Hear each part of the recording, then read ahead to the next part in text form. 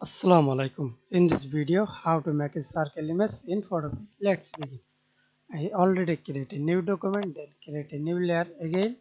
Right click ellipse tool uh, with fill, stroke color, black and stroke style, dash line, circle line, dotted line, position inside, outside. Then hold shift,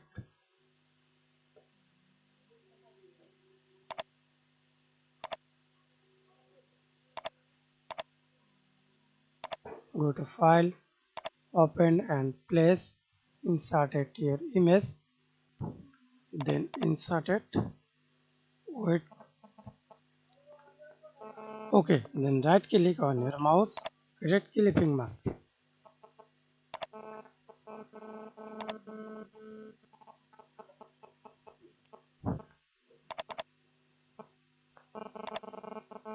use stroke effect